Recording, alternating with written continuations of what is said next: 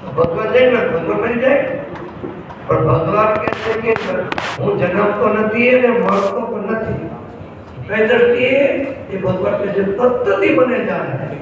જો મેં જન્મ કર્મ તો મેં જે યોગ્ય તત્વ અને એ તત્વથી જાણવાથી ચક્કરાતી પુનર્જન્મ નીતિ મામિતિ સોર્જન એ શરીર છીટા પછી મને પ્રાપ્ત થાય છે, એમાં કોઈ સંશય નથી. એટલે ભગવાન યાદ રાખજો, તે સ્થિતિ ભલે જન્મતા હોય પણ આત્મદ્રષ્ટિથી અજન્મા છે.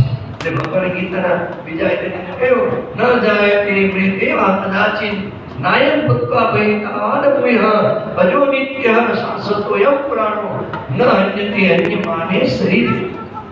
ભગવાન કહે છે કે શરીર જન્મે છે તો શરીર મરે છે, આત્મા જન્મતો નથી તો આત્મા મરતો પણ નથી.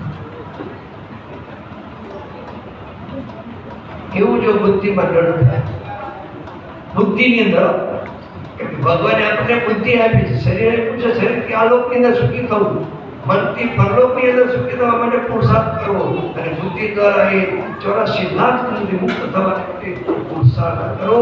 પરમાત્માની મહત્ય રૂપમાંથી આપણને સુંદર માનવ જન્મ મળ્યો છે.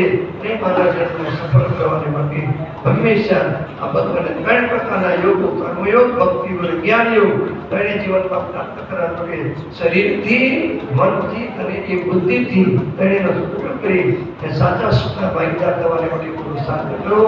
પરમાત્મા સર્વને સુખ ભક્તિવાન બનાવે, આત્મજ્ઞાનના ભાગીદાર બનાવે, જન્મ મરણના ચક્કરથી મુક્ત કરે એવી પરમાત્માની પાસે પ્રાર્થના કરીએ કે સર્વત્ર શ્રીના સંતો સર્વે સંતો સર્વે પત્રાણિ પશ્યન્તો મા કશ્ચિદેવ ભવેत्. ઓમ